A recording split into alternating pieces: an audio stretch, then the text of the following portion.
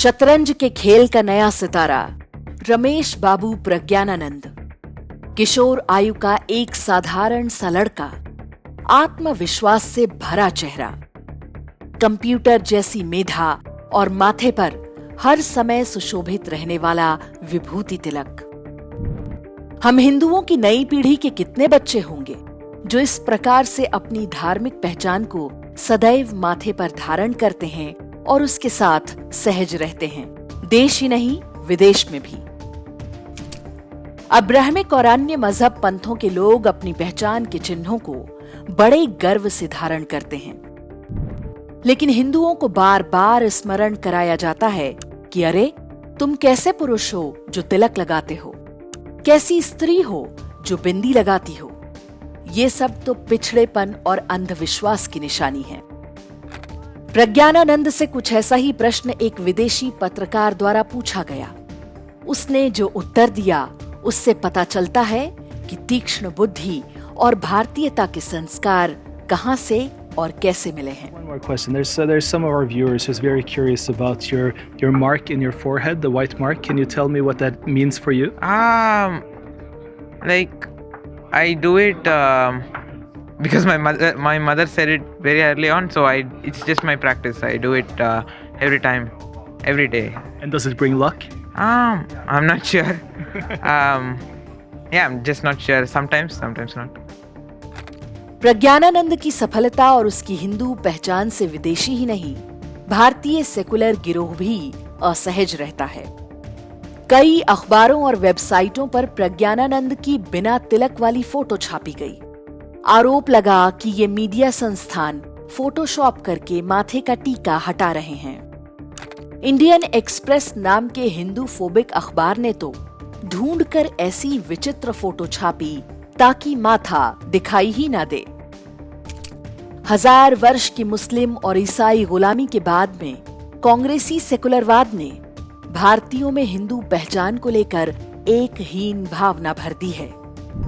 दक्षिणी भारत में ये जीवन शैली बहुत हद तक बच गई, लेकिन उत्तरी भारत में बीते 100 वर्ष में इसे बहुत ही व्यवस्थित ढंग से नष्ट कर दिया गया। तिलक लगाकर स्कूल जाने पर अब पिटाई होती है, विशेष रूप से ईसाई मिशनरी स्कूलों में। इसके कारण बड़ी संख्या में छात्र छात्राओं की मौत हो रही है। बॉलीवुड की फिल्मों में अब केवल खलनायक ही तिलक लगाते हैं। जो बिंदी कभी स्त्री के श्रृंगार का सबसे महत्वपूर्ण भाग होती थी, वो अब पिछड़ेपन की निशानी है। कंपनियों के विज्ञापनों में अब दुल्हन भी माथे पर बिंदी नहीं लगाती। पूरे विश्व में ऐसा उदाहरण नहीं मिलेगा कि किसी का उपहास, उत्पीड़न या हत्या उसके धार्मिक चिन्ह अर्थात तिलक या बिंदी लगाने पर, शिखा या चोटी रखने पर या जनेऊ अथवा भगवा वस्त्र पहनने पर की जा सकती है। हमारे पूर्वजों ने ये भोगा है और स्वतंत्रता के बाद भी हम इसे अलग रूप में भोगने को अभिशप्त हैं। प्रज्ञानानंद ही नहीं, इसरो के पूर्व प्रमुख के शिवन समेत ढेरों बड़े वैज्ञानिकों से लेकर इलैया राजा जैसे सबसे प्रतिभावान संगीतकारों तक दक्षिणी भारत में ढेरों सफल और प्रसिद्ध लोग सहज रूप से तिलक धारण करते रहे हैं। भारतीय संस्कृति में चंदन, हल्दी, विभूति, कुमकुम इत्यादि का तिलक नियमित रूप से लगाने को कहा जाता है। तिलक जहां पर लगाया जाता है वहां मनुष्य के आध्यात्मिक शरीर का आज्ञा चक्र होता है। आज्ञा चक्र स्पष्टता और बुद्धि का केंद्र है। तिलक इसे शीतलता प्रदान करके ध्यान में सहायता करता है। समय आ चुका है कि हम तिलक, बिंदी जैसे धार्मिक प्रतीकों को अपने जीवन में वापस लाएं। इन्हें गर्व के साथ लगाएं और दूसरों को भी प्रेरित करें। जब हम हिंदू बनेंगे, भारत तभी हिंदू राष्ट्र बनेगा।